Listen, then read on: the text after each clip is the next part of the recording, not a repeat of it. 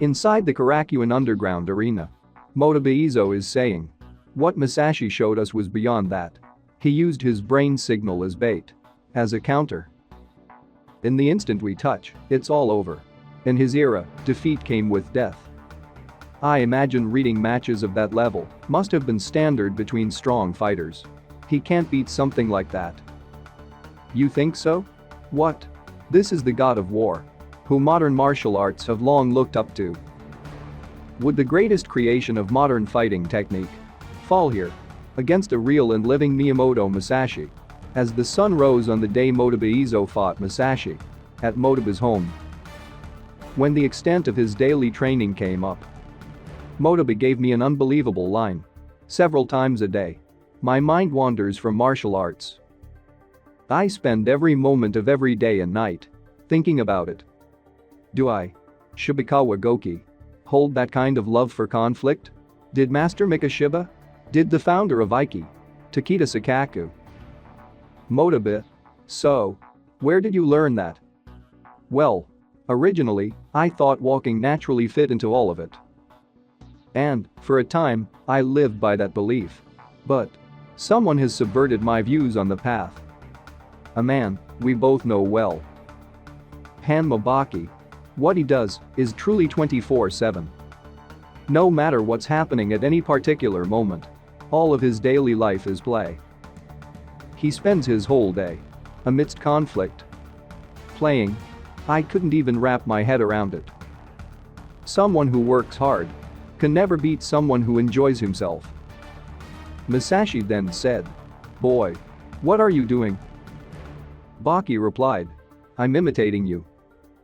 What could you hope to accomplish? Holding a sword against Musashi. I'm imitating you. Why? To stand in your domain. Without a sword, you've been cut by me several times. Slaughtering you without even drawing a real sword would just be too shizzy. Slaughtering? Slaughter? Are you alright up here, boy? Who is going to slaughter whom?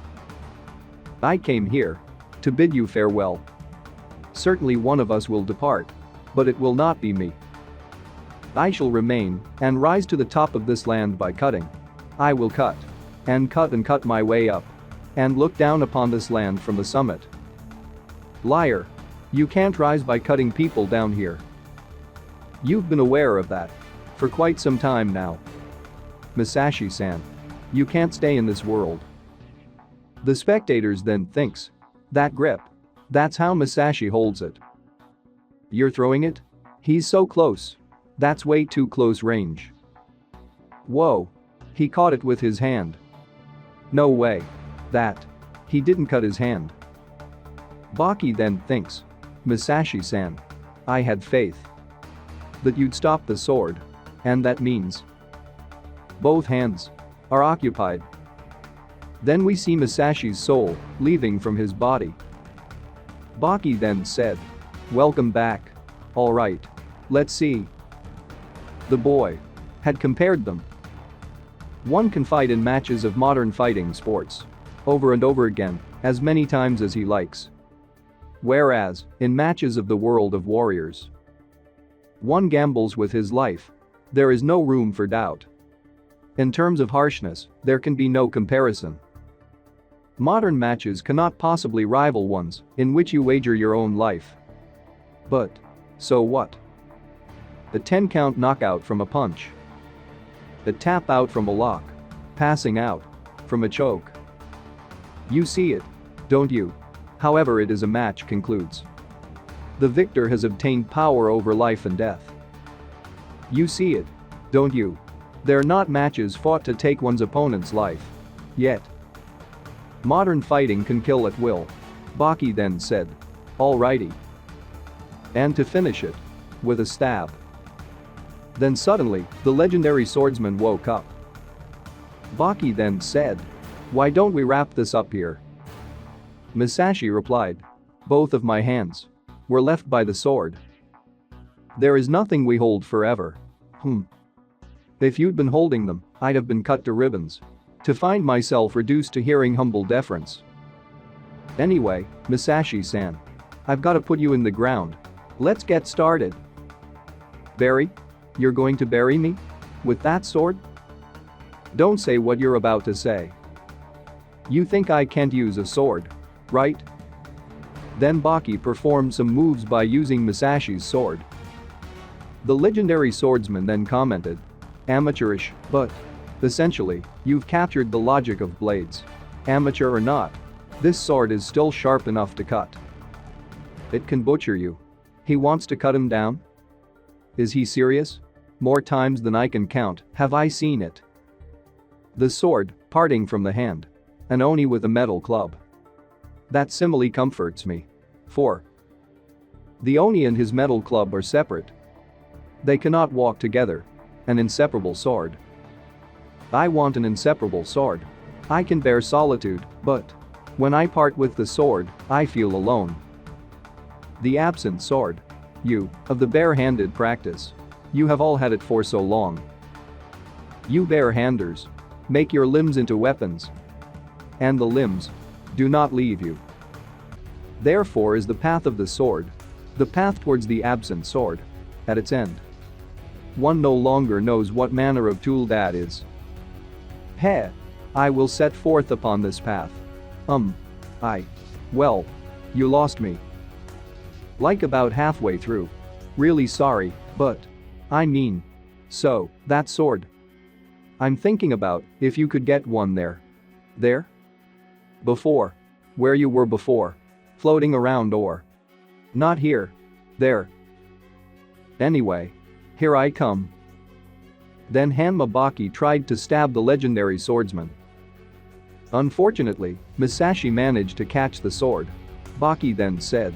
This was so easy. You always catch it. Out of nowhere, Takugawa's sister suddenly appeared and she kissed the strongest samurai. Everyone is really surprised on what they are seeing. Then Takugawa's sister sucked Musashi's soul, leaving only his body. An empty husk. The spectators then questioned. Who is that? Huh? An old woman? Takugawa's sister then started chanting something. And she released Miyamoto Musashi's soul in the air. Just outside, the assistant commissioner Hino Toyokazu then questioned. He's dead? You're sure he's dead? And not he lost? That's the information we've received from the infiltrating members.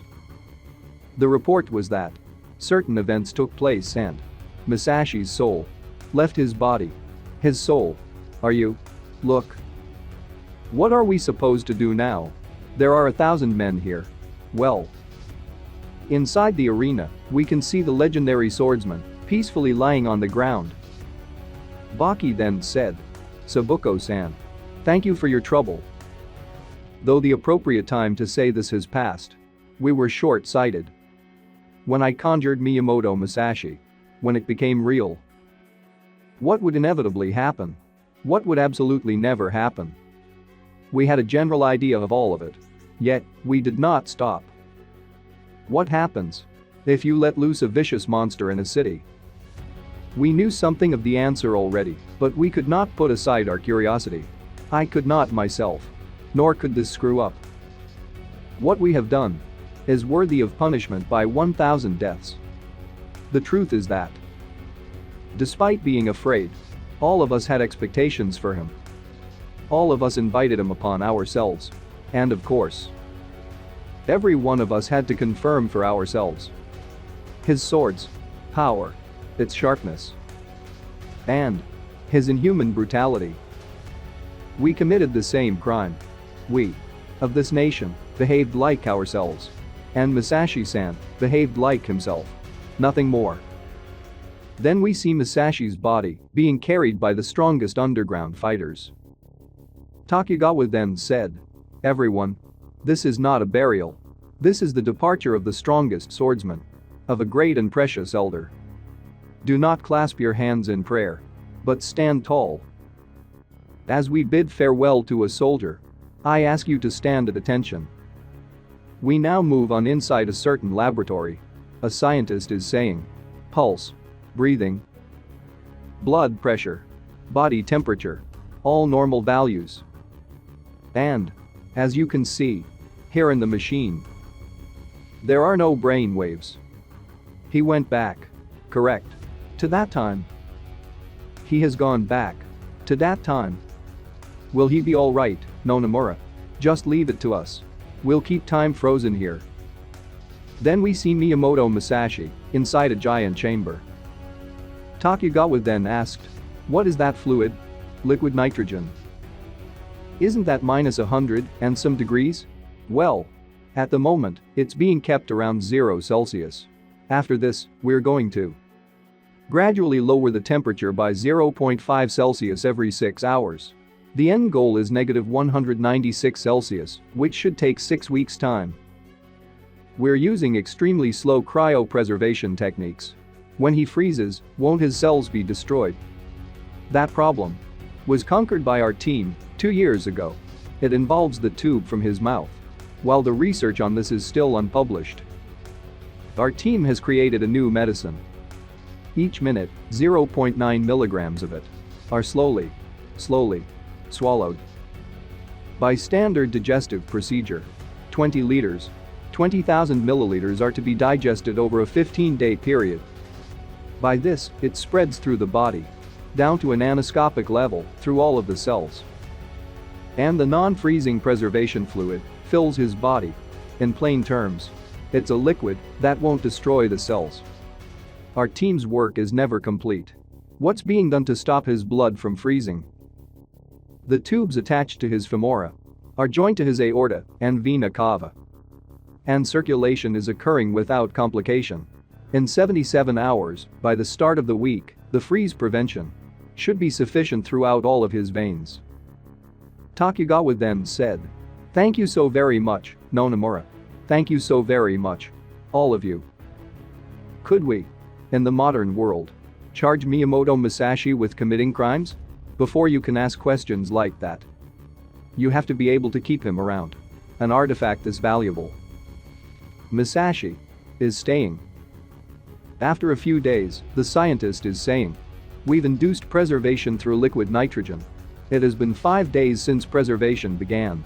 Every 24 hours, the temperature decreases by 2 degrees centigrade. Presently, the temperature of the liquid is negative 10 degrees centigrade. The ultimate objective of negative 196 degrees centigrade will take about 5 more weeks." Takugawa then said, "As you all can see, Musashi is staying. This preservation, is this because you plan to revive him at some point in the future? Or is it what? A perpetually preserved Miyamoto Musashi? Might that be a problem for you? This isn't about me. I can't believe you, old man. So, you're thinking, from now on, you can pull the man out and put him back in whenever it suits one of us, aren't you?" What do you think of this whole arc? Do you think Takugawa will resurrect the legendary swordsman in the future? Comment down your opinion below. Special thanks to Stranger Dragons Prevailed, Francois, The Real Zurvan, a Patreon of the Uts, Jacket, Johnny Might, JJF, OK, Vega Punk, Isam Harris, Awesome Swayable, Trond Becker, Thomas West, Casey, Dead Fox 0606, John Vinovich, Ahmed Zoyer, Mystic Venus, David Fritz, Joshua Ash, Mars Kane, Brandon Zipperl, Claudio Aguilera, Francisco Carrillo, Lowell, Ethan, Haas, Carrot, Brennan, and Will74. We really appreciate your help. If you want to support my channel, please subscribe to my Patreon, LR Shion. I will put a link in the description below. Our next video will be about the birth of the god of sumo. Stay tuned.